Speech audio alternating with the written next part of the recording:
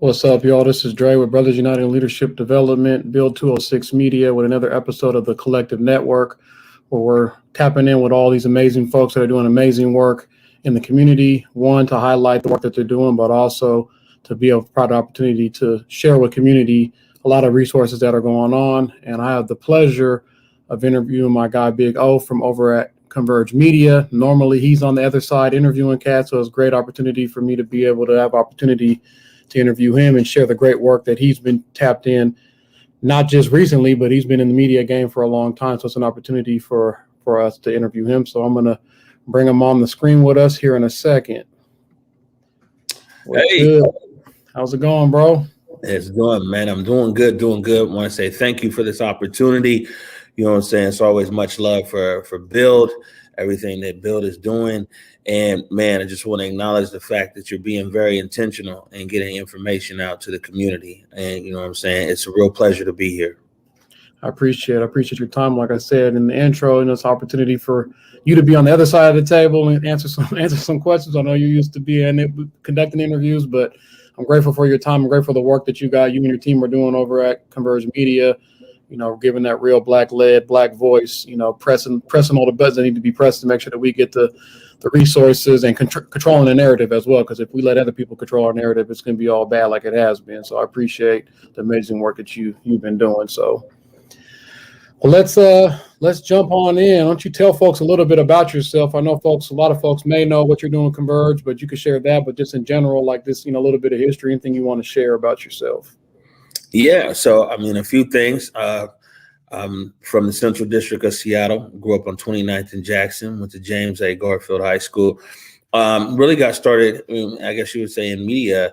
At Garfield. I was a writer for the Garfield Messenger, and then I did college radio, WRVS 89.9 ECSU. Went to historically Black College University down Elizabeth City State University in Elizabeth City, North Carolina.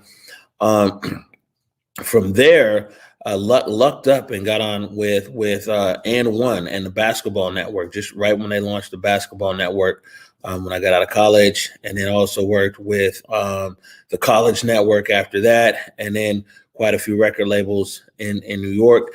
But a big career shift in 2004. I went on a vacation to Tanzania and fell in love, man, with the continent, and really for almost 15, 16 years, worked across the continent of Africa and across the Middle East, launching TV and radio stations, streaming platforms, and things like that. Lived in Tanzania for quite a few years, lived in Dubai for 4 years, and really wanted to come back home to Seattle, to our community, and take these skills that I've gained throughout my career, as well as relationships, and be intentional in our community and figuring out the best ways to uplift our voices, tell our stories, and inform our people. That's dope. But as I do these interviews, I learn more and more about folks. So I didn't know you were tapped in on the And One, so that's super dope. And just with the And One mixtapes and also the movie Ball Above All. And I'll just throw this in here. It was the best of all these years. It was the best job I ever had because I was like 22 years old, something like that. They gave me an American Express card, a camera, and a mic, and told me go across America and get basketball stories. And it was an amazing experience for a few years. That's dope. So yeah, and then being able to live in Africa, I know that was an amazing experience too. So that's filthy. So you kind of dabbed into it a little bit, but I want to ask you a specific question. It's about the work that you are doing and have done in community. You shared a little bit about it, but I want you to dive in a little deeper on, kind of what's driving you and the work that you're doing, so folks that don't know can know. Right. And so Converge Media is going on 5 years. I think we just had our anniversary here. And the thing is I knew when I came home, what I was seeing really overseas was a trend where content was hyper local. When we say hyper local, it's like, man, what's relevant in my neighborhood or in my city?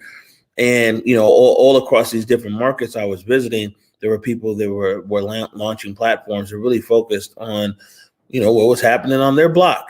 And the concept behind Converge is that when I looked here across the Pacific Northwest, there wasn't really a platform that was there focused and on promoting Black content creators across our region or distributing or monetizing their content. So the original concept for Converge Media is a culturally relevant, video platform, video, audio. I mean, we do a bunch of different stuff, but ideally video, and where different content creators, not necessarily Converge, but, our community is full of amazing filmmakers and photographers and writers and podcasters, and they're making great content, but they don't have no way to really get it out there and to be heard. And so the idea with Converge was to give them that platform and to promote and elevate them. And it's been an interesting few years. I mean, we've been out here for a while, trying to uplift stories in our community. And March 19th of last year, me and Treyana Holiday, we decided to launch a morning update show. And some people might be familiar. That's Monday through Friday, 11 to 12 across the Converge platforms. And we launched the morning update show as like a pop-up live show to give people in our community information what was going on with COVID. If you remember a year ago, information about COVID, it was like drinking out of a fire hydrant. It was everywhere. It was all kinds of stuff, man. There was hours for seniors at grocery stores. Or should you spray down your bags? Should you do this and that? And we already know that we can't really expect mainstream media to ever curate information for our community. So we started the morning update show really thinking that we were going to be on air for a few months once COVID blows over and everything else.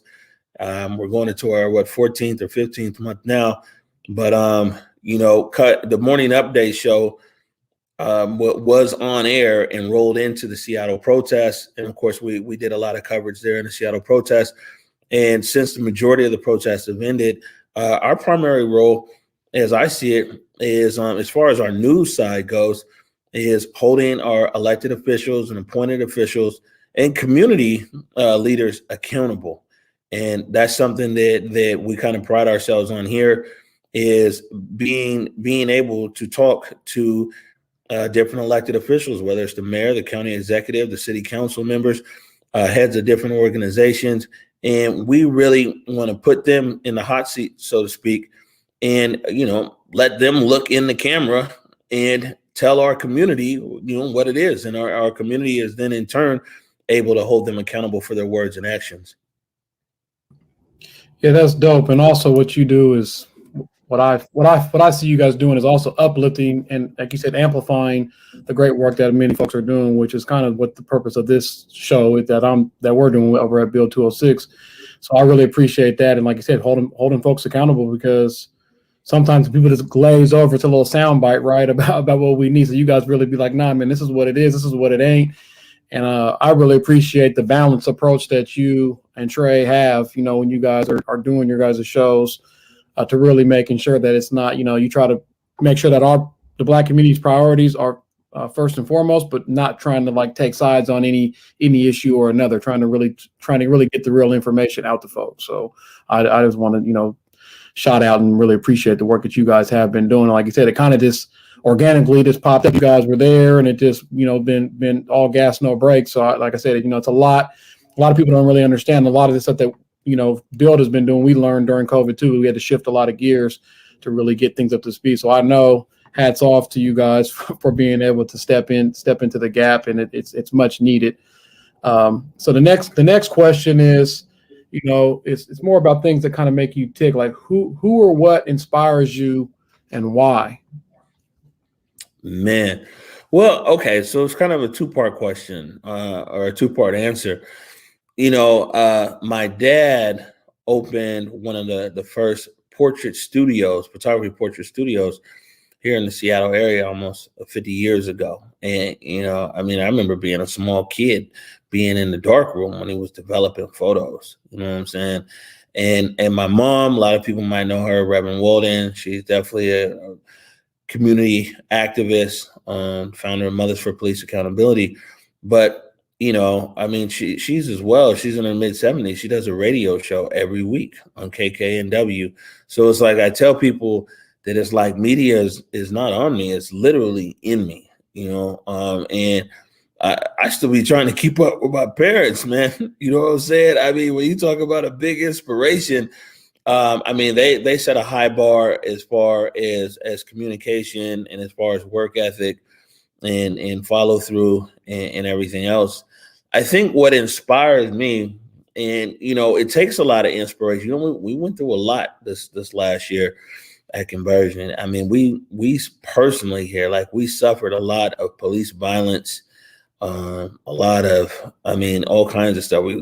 Death threats, everything, and it takes inspiration to really push through. And I think one of the biggest things is that when we went on air with the morning update show, I remember that day. It was like, man, all we want to do is make our parents proud, our big mama and them, aunts and uncles, our community.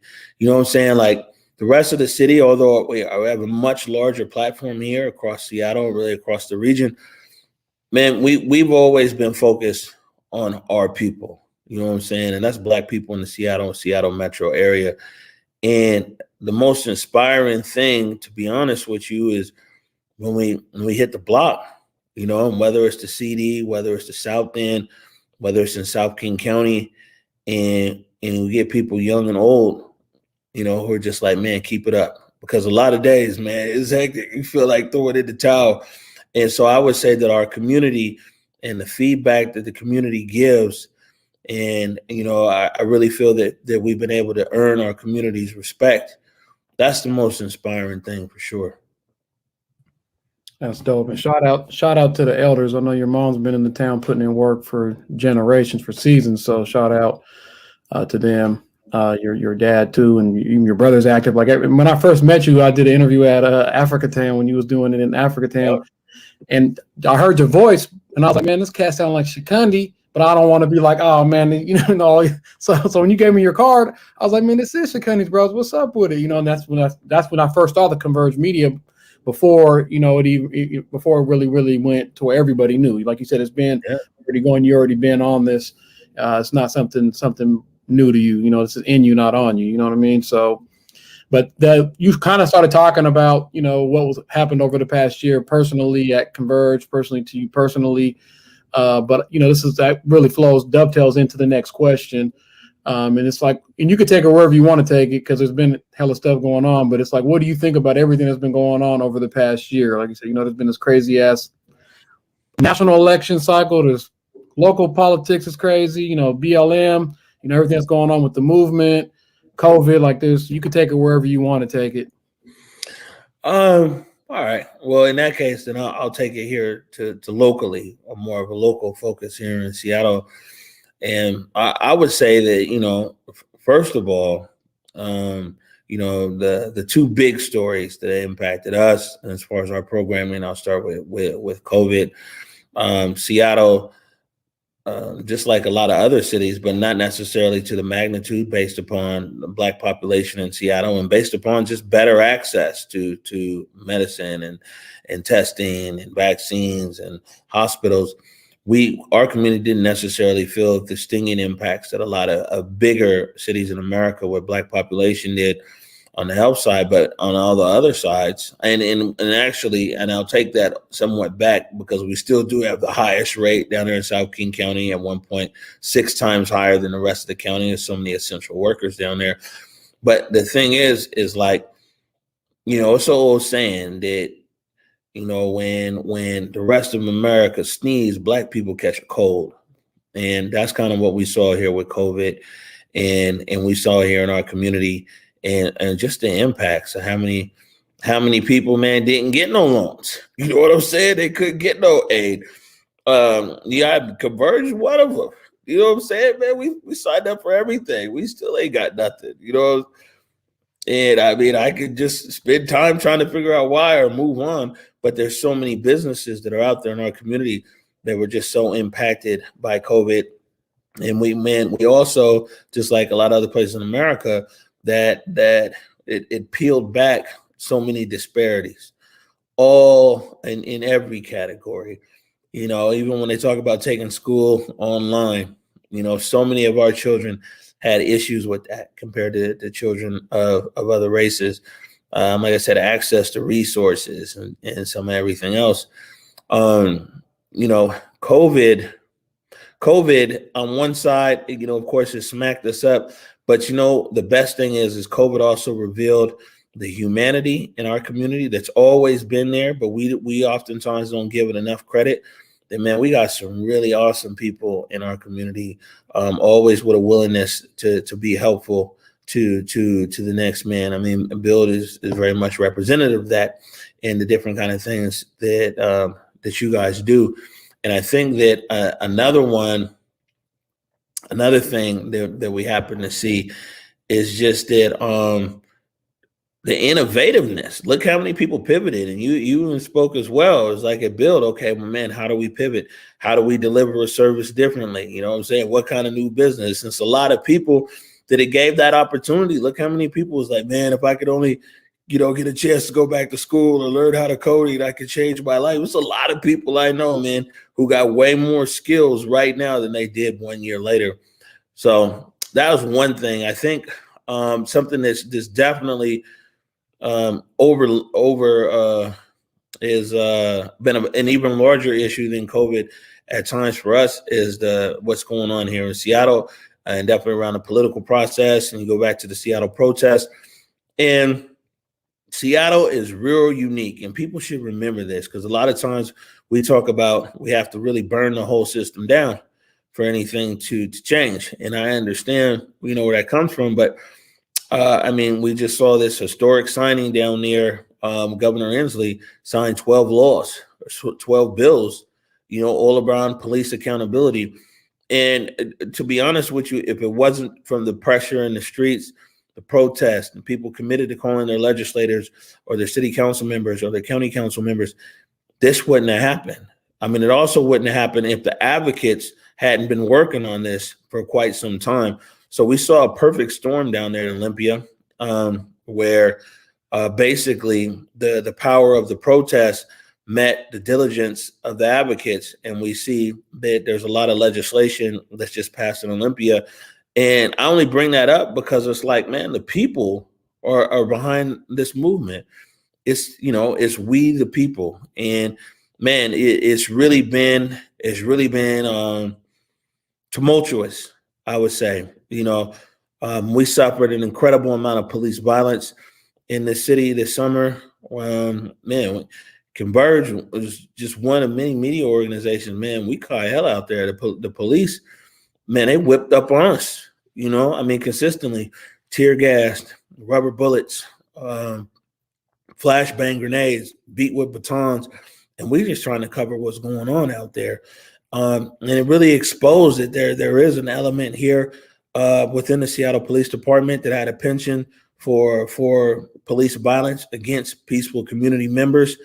And, even right now, we still don't know who gave the order to evacuate the East Precinct. Even right now, that pink umbrella, a lot of people see that footage on TV of a police officer grabbing a pink umbrella there at the Western Barricade. I actually shot that footage. And a ruling came out. OPA said the officers were wrong for tear gassing not only the protesters, but a whole neighborhood. and Chief Diaz just came out and reversed that ruling. And, it's still funky around everything around the protest as we go right back into the 1-year anniversary. But I would say that people in Seattle and people in the state of Washington, they should take a deep breath and reflect, take a bow, because there isn't too many cities or states in America that could do what we've done here as far as enacting change on a state level and change policing forever in our state. People know down in Texas and Mississippi and Alabama and Georgia, it ain't gonna happen. That's why they don't even try. But here in Seattle and in our state, when the people really put pressure and they're organized and the advocates are there, anything is possible.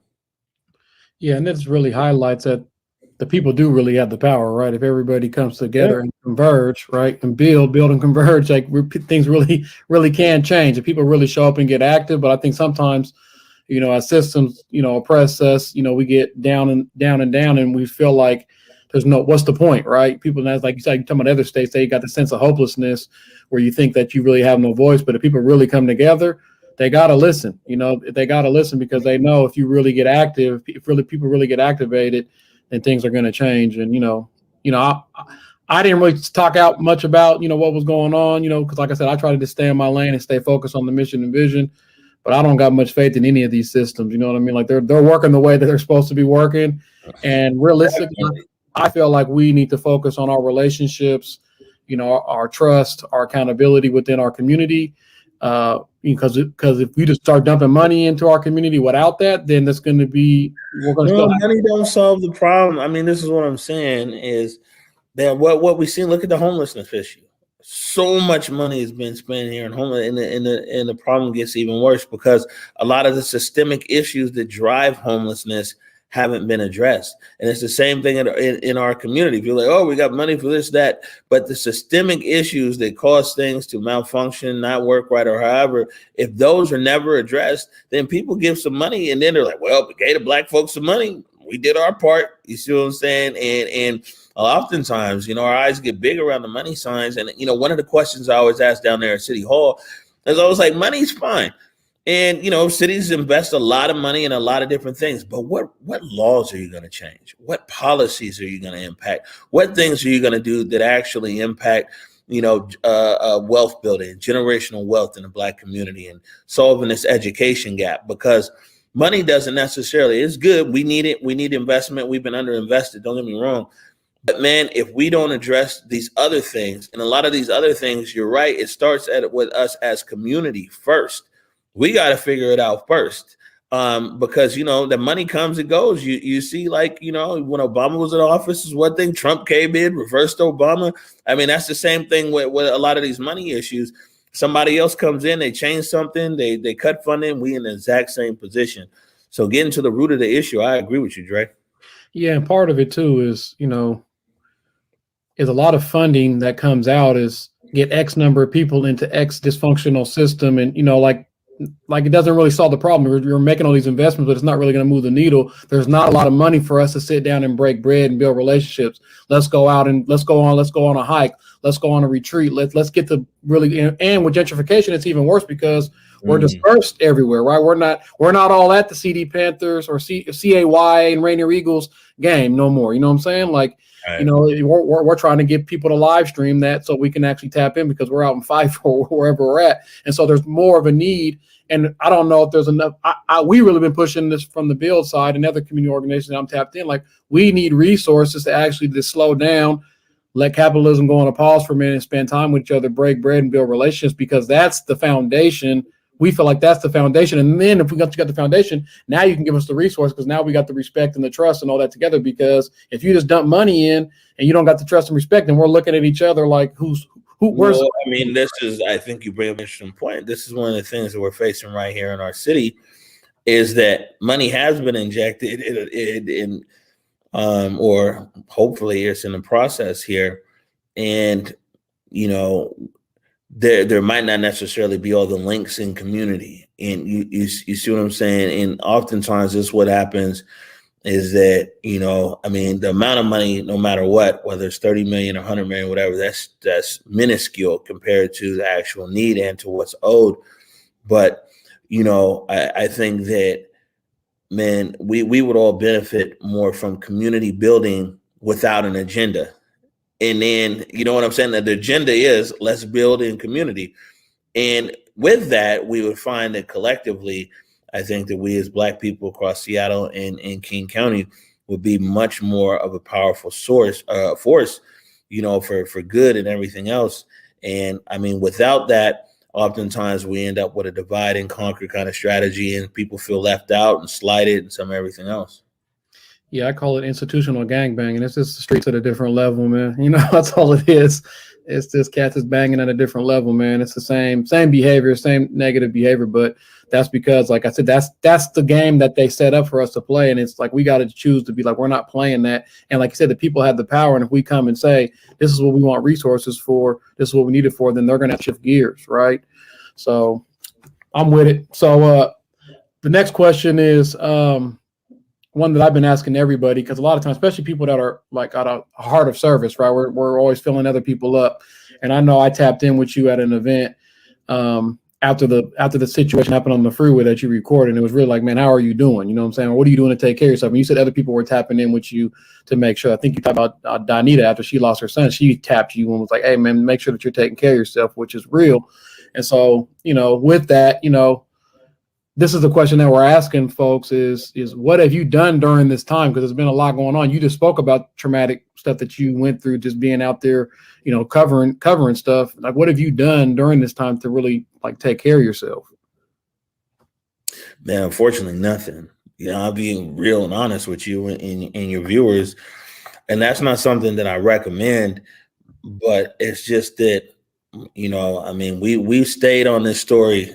We said we were going to stay on this story to the end. And, that signing there in Olympia with Inslee and these bills, and then the 1-year anniversary of Seattle protests and CHOP very well might be able to finally wind down.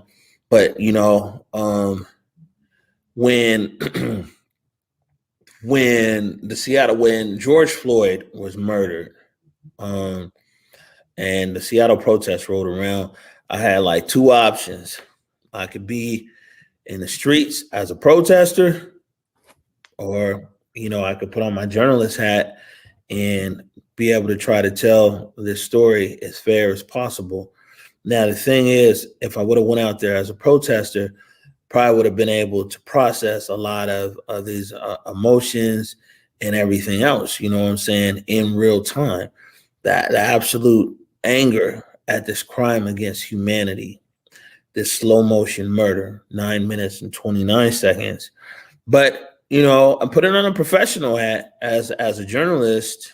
I had to tuck a lot of my personal feelings and emotions down deep, because you just can't do both. You can't wear your feelings on the sleeve and then have an expectation to have, thoughtful, honest, transparent, fair conversation with people who on all across the spectrum. You know what I'm saying? Some people we might say we agree with, some people disagree with. I talked to Proud Boys, white supremacists, neo-fascists, you know what I'm saying, all the way to new Black Panther members and everything else. In city council, police. I mean, I've talked to everybody. And man, I've had to really just tuck it away. And unfortunately, man, I was either right there or just feet away from 3 murders up there last summer. Of course, Lorenzo Anderson Jr., Antonio Mays Jr., and there on I-5, where you talked about right there, where Summer Taylor was killed and Diaz Love injured. So we saw a lot of stuff well beyond even just the police violence, man. It was funky. And it was a challenge to be like, you know what? Let me put all this emotion in this box. And people would be like, man, you know what? You need to go talk to somebody and you need to go whatever. And which I'm not downplaying, and that's very important.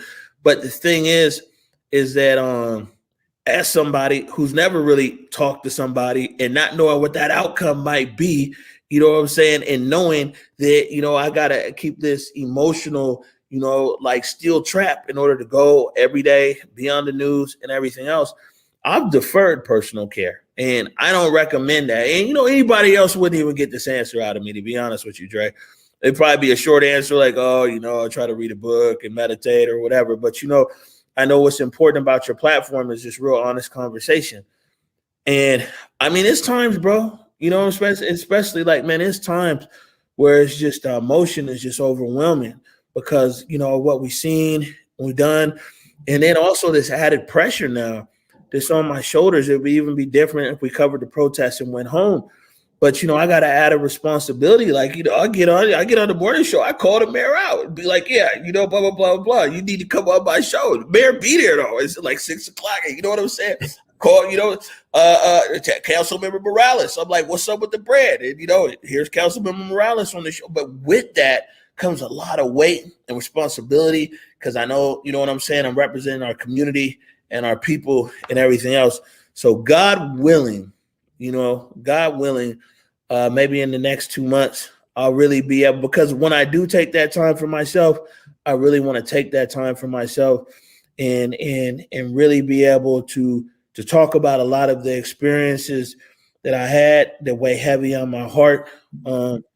It's funny because you mentioned Donita, and it's crazy because, Donita's son was murdered up there, Lorenzo Anderson Jr., and it's been quite a few times where I've been covering something and Donita calls me and she says, are you okay? And I'm always, I'm in a real emotional state when she calls because I'm always thinking like, you just lost your son. Right. And you call him and she called me I need to be up early. She called me early in the morning. Like, man, are you okay?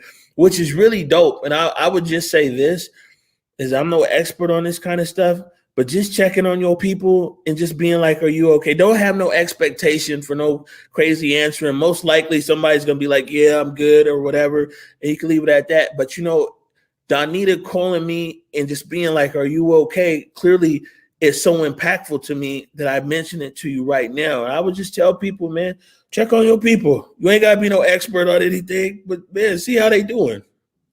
Right. And I appreciate your honesty and candor. And being real, because that's what, that's why I asked that question, because I know a lot of us, matter of fact, a few months ago, I got really sick. I took some time off work, work had me a little stressed out.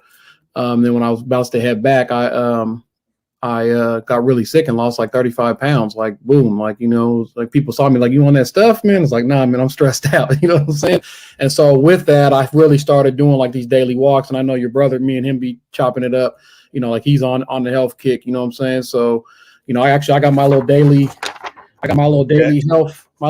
health tracking. I'm gonna text it to you when we get off the phone. Please do. But also, let's link up, man. Go on a walk and talk, man. You know what I'm saying? That's the real work, in my opinion. Especially as Black men, like we've been taught not only in these type of situations, we always got to hide our emotions and just be cool, calm, and collect. But what I found personally is that that's cool. But that's why we don't get to enjoy retirement, because that shit's killing us on the inside. You know what I'm saying? It's taking years off the ticker. So we look cool, calm, and collect on the outside, but it's eating us up on the inside. So I'm definitely going to challenge you, bro, to really make sure that you're doing things to take care of yourself. And I'm going to be reaching out to you more to be like, let's tap in, let's go on a walk, let's chop it, let's go get a bite to eat, whatever it is. One, to build our relationships, but also, like I said, we can't just be serving the juice, telling folks they got to take care of themselves, and we're not doing it, because guess what? That's what I realized with work. That's why I went half-time at work. Like, I'm going to keep working to keep my benefits, but I'm going to get deeper in the community, because if I have a heart attack or a stroke, guess what they're going to do? They're going to have some ceremonies. They're going to say, oh, this is all the great stuff this guy did. Then they're going to post that application and fill that position. You know what I'm saying?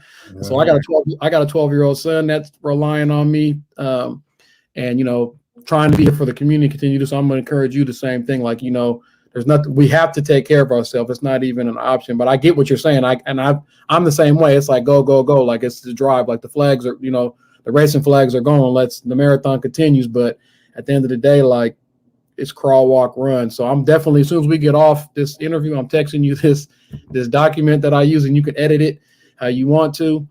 And then I'll definitely be tapping in with you to see how we can get together. And like I said, just sometimes we make this shit more difficult than what it has to be. Sometimes, like I said, it's just slowing down. Let's go on a walk. Let's chop it up. Let's just check, like you said, even the impact of Donita, just checking on that shit. That stuff makes a huge difference, It does. And I appreciate that challenge. I'm looking forward to it. I'm with it. What advice would you give someone looking to get involved in community work? Oh, man. Wow. This is a really good question because we need as many people as possible involved in work in our community across so many different areas. But I would say is this, right? More than the actual mechanics of it or logistics or make sure and fill out this form or do this and that. I think that the best thing you can do if you want to get involved in community, supporting community, is find something in community that you love and that's a passion for you, that you enjoy talking about or even working with. You know what I'm saying? Some things you might even be doing right now. Ain't nobody paying you or anything. You're just like, man, you get a sense of accomplishment and a sense of joy out of it. I'm not a big Bible guy, but the Bible says that be a joyful giver. And sometimes we fall into, I wouldn't necessarily say a trap, but I'll just use that word. We fall into a trap where it's like, oh, I'm gonna go and do this, and we end up keeping score. You know what I'm saying? Or we end up being like whatever. And, I mean, we're all human. We fall into them traits, man. Because community work is all about giving. Now, being a joyful giver don't mean that you always joyful in your delivery. Some people in our community need tough love. You know what I'm saying? What I'm saying is be joyful in the fact that you're giving with no expectation. That your sense of satisfaction and your payback will most likely never come from the person that you're assisting or program you're working on. There are some programs like Build where, you know what I'm saying, you're with young people and you get to see that change. But a lot of work, especially in community, a lot of what's needed is behind the scenes. And, we have to be okay knowing that if we're looking for that comeback or whatever, man, your good oftentimes never comes from a direct person that you invested good in. It's just the way the universe works, man. And that's what I'm saying. You gotta be joyful in your giving. You gotta find a purpose or a cause that excites you. Like media, the best way that I can give back to community, man, it isn't necessarily for me to go and put on fish fries or do art installations. And I'm not knocking none of that, or homeless drives. I love media. The best thing I can do is what we've been doing, man. Open these doors up for young people. And I'm in a thriving space where I'm so happy to be able to teach and outreach to young people because I love media. I absolutely love everything about it. And because I'm in that space of happiness and doing something that I love in a position to give back, man, it's wonderful because I'm also able to be that joyful giver that we talk about. And I'm also able to do something that makes me very happy. And I'm also able to do my part in the community. And, I will say one thing, a real positive thing that came out of our coverage of the Seattle protest is there's so many young kids in our community who a year ago wouldn't even be thinking about something in media. They wouldn't even be thinking about, can I do this? And matter of fact, for 2 years, I was promoting that, man, people send your kids free. I'll teach them how to podcast. I'll teach them how to do whatever. We ain't get no response on that.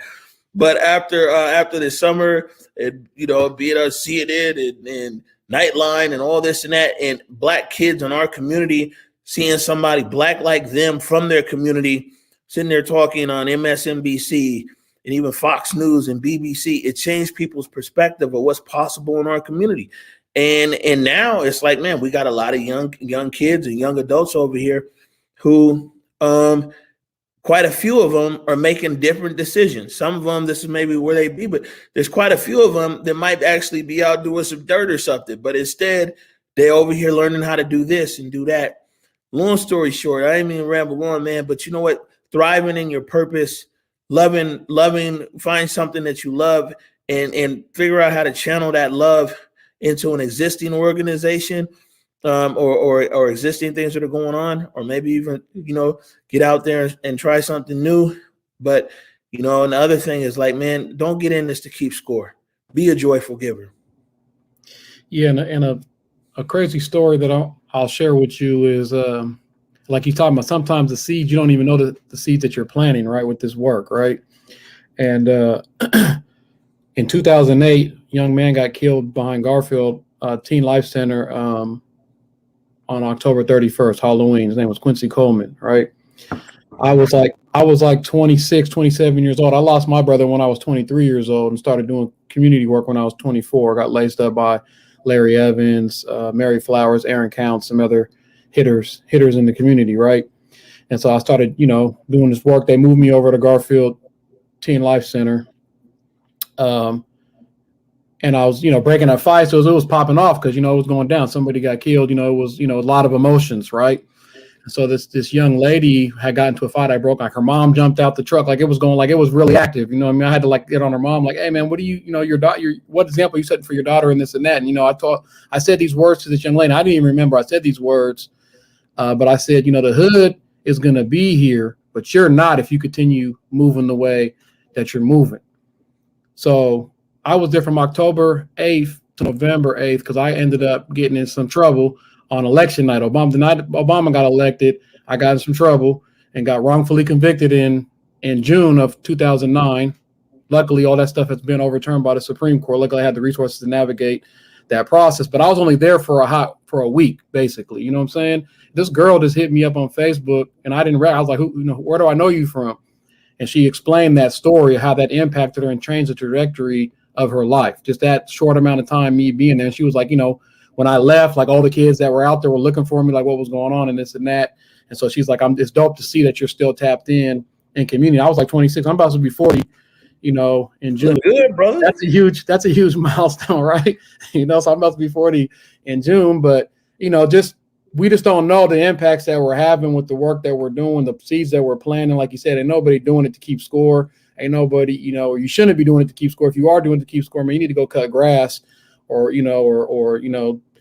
fill potholes or something like that. If that's what you want to do. If you're here working in a community, you should really be doing it, for the community and making things happen. So I just wanted to share that story because that just happened like a couple of days ago. This young lady hit me up. She's about to be 30 now. And she was telling me, she's, working at Poly Clinic, went to school, got her certificates, going back to school, trying to become a nurse and a few other things. So it was this dope that those little phrasal words like the hood's going to be here, but you're not, if you keep moving the way you're moving, stuck with her, when she's, then she was able to tap back in and thank me for that. So it was dope, Yeah, I would say, man, that like the best thing people can do is live a life of planting seeds of kindness everywhere you go. You just never know, when they'll blossom, and they'll always blossom on time. And it might even be in your lifetime. It might be your kid's life, you know what I'm saying? 30, 40, 50, 60 years from now, somebody like, oh, word, man, you're Drake Franklin's son? You know what I'm saying? I mean, it's real like that. And, I'm a big believer in planting as many seeds of kindness and understanding everywhere I go, because like you said, you just never know and what the impact's going to be on people. That's what's up. So how do folks get in contact with you and Converge? I know you talked about all the platforms, but if you want to shout them out, it's in the description. It'll be in the description of the show, but I just want to make sure that, we know people taking information differently. So I want to give an opportunity to shout out the best way for folks to get in tap in with you. Yeah, no, for sure. And I appreciate it. So we're Converge Media across all social media platforms. So Facebook, YouTube, Twitch, Instagram, everything is Converge Media. And then our website is Where We Converge. And then me personally across social media at Omari Sal, OMARISAL, and across all platforms. And my Twitter is like news. I cover a lot of news here. So if you're a news head, you go there. Facebook is really, stories, and Instagram is, a lot of photos. We do a lot of photo stuff here. But most importantly, though, if Converge Media can be of assistance to you, shoot me an email.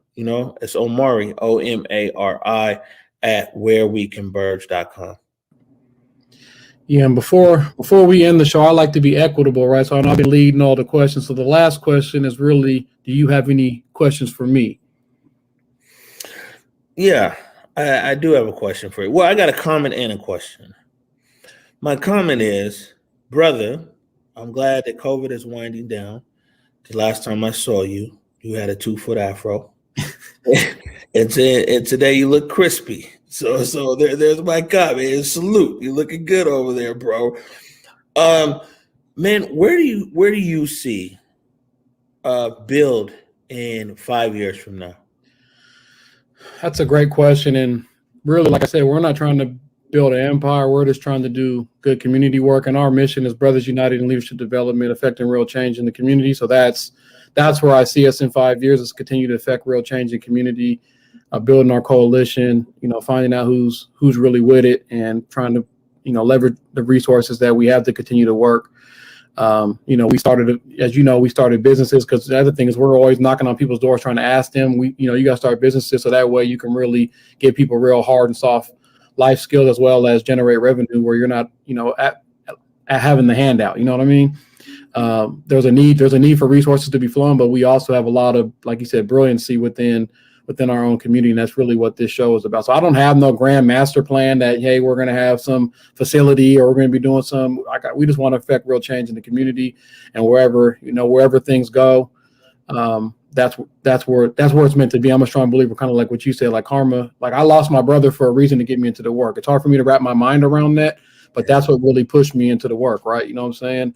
And I mean, you saw the emotions I shared when we had Stefan's mom on the show, stuff like that. Like, this stuff is really who I am, and I wouldn't have an opportunity to reach that young man and his family if I didn't lose my brother. So so like all this stuff all happens for a reason. Me tapping in with you, other folks, I really am a strong believer that things happen for a reason, and try not to let the hype of what's going on change the trajectory or the mission and vision, right? So like really, I just hopefully that we continue to grow and build in the community. That's dope. And on that note, I'll say this is that, the sound is funny in that being here for years doing the same thing, but we wasn't in the club. I couldn't get a job. I mean, worked all around the world, Dubai, Abu Dhabi, Bahrain, China, France, Netherlands, 25 African countries. I couldn't get a job here. And you know what I'm saying? Came back home, and that's really, we started and was pushing Converge. And with that, you know what I'm saying, we wasn't in the club, bro. And it took me a year. It's funny because now, I reach out to the Bears office, they get right back to me. I emailed every month for a year, just trying to get added to the ethnic media list. And I say is that basically, the city, the good citizens here in the Emerald City, seeing us getting our ass whooped by SPD and everything else, we're down with the club, And I'm only saying it's like, man, because I know that one of the big things is business and business development for these young people, man. And one thing is for sure is like, man, we can go anything that we can do here, connecting the dots. Because, people act differently when you're at the club.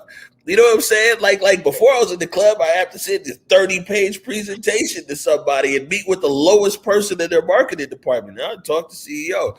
It's crazy. It's a high price to pay. But, man, while we got this window, what I'm saying is whatever Converge can do to push this build vision all across any direction, media, the jobs or whatever, like, man, we're here. And you know what I'm saying? I say this sincerely and to the public, it's not even like, yeah, I got you, bro.